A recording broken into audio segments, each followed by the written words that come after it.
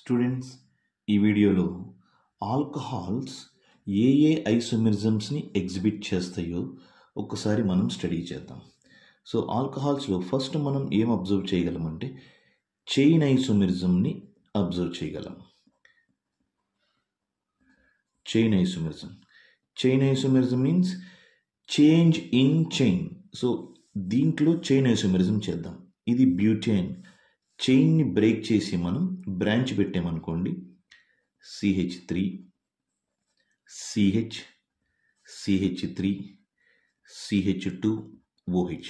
So this is N-butanol, N1-butanol, normal butanol.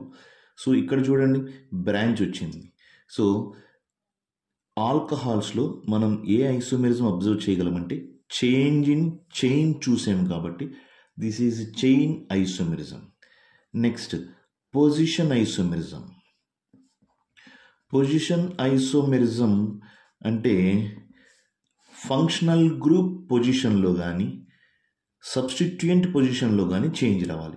ఇక్కడ ఆల్కహాల్లో OH first ప్లేస్లో ఉంది. ఇప్పుడు మనం దీన్ని చేంజ్ చేసి పొజిషన్ చేంజ్ చేస్తే చాలు. That is CH3 CH2 CH OH CH3.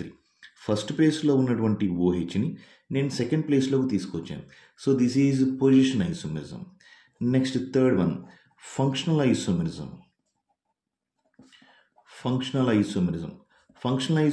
అంటే ఫంక్షనల్ గ్రూపే చేంజ్ అయిపోవాలి.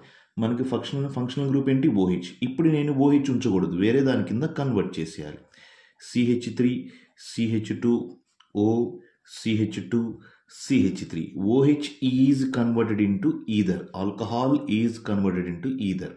So this is functional isomerism. So chain isomerism, position isomerism, functional group isomerisms మనం దేంట్లో చూస్తామంటే ఆల్కహాల్స్లో చూస్తాం.